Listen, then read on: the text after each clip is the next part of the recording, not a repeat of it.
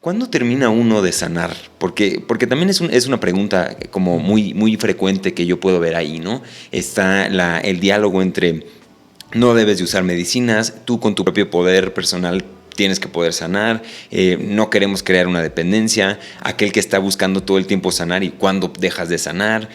Hay un dilema allá afuera en redes sociales que también puedo ver que existe. Entonces, la pregunta concreta, que puede que no sea tan concreta porque es muy difícil de responder, porque también cada humano es una historia completamente distinta, pero ¿cuál es un indicador para saber que ya estamos bien, que ya fue tiempo suficiente para trabajar y sanar? ¿Cuándo terminamos con eso? Cuéntame, por favor. Bien, te doy un marco previo respecto a qué hace un chamán en ese aspecto, me gusta mucho el nombre de médicos tradicionales. Okay. ¿Sí? Hombres y mujeres medicina, creo que es más adecuado a nuestras tierras.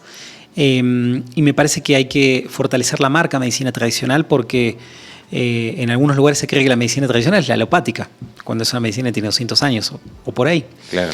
Entonces, los médicos tradicionales son expertos en los estados extáticos de conciencia. ¿Sí? Es la posibilidad de abrir energéticamente un ser y poder operar. Siendo que lo energético no es solamente algo, ¿cómo decirlo?, fantástico, sino que tiene una bajada en lo que es el campo electromagnético, tiene una bajada principalmente en lo que es el manejo de los átomos, ¿sí? Que después quizás podemos hablar. Son operaciones muy empíricas. El hombre medicina o la mujer medicina entra en estos estados alterados de conciencia o ampliados de conciencia que no son alucinaciones, que forman parte de la misma realidad, solo que de alguna manera son percepciones de un espectro de la realidad que de ordinario no podemos percibir. Okay. Por eso es la conciencia ampliada, vemos más, de repente tenemos la vista de un águila. Y de repente podemos ver átomos, y de repente podemos ver el campo electromagnético dinámico de una persona. ¿Sí? Y se utilizan herramientas para operar en ese campo. Lógicamente no son bisturíes como tal, son el equivalente para el plano energético, como puede ser una pluma, en la línea de la medicina tradicional peruana de la cual he abrevado se trabajan con espadas, por ejemplo. Y uno dice, ¿cómo puede ser, por ejemplo, con un huevo?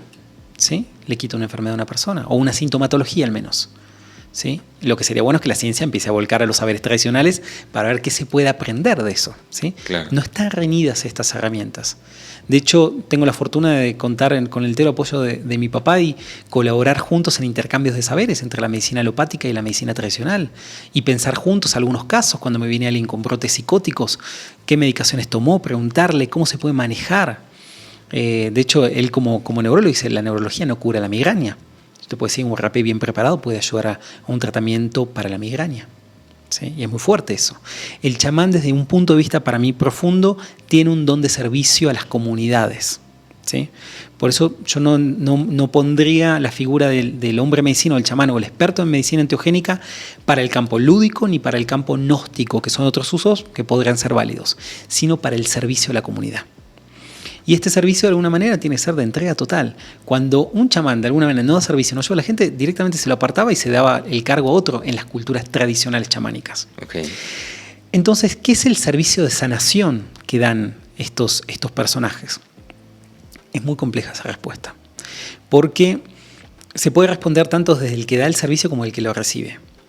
Nosotros estamos en un proceso como seres que tenemos un cuerpo físico y varios cuerpos metafísicos posiblemente, en un proceso de desenvolvimiento de nuestra conciencia, de desarrollo de nuestra conciencia. Y estamos prácticamente como ascendiendo una montaña, ¿sí? Hacia la unidad, hacia perfeccionar nuestro arquetipo.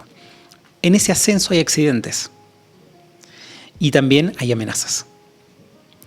Hay muchas de esas amenazas que tienen que ver con lo que se llaman entidades, parásitos, como de alguna manera se puede pensar que en el plano físico existen los virus y las bacterias, ¿sí?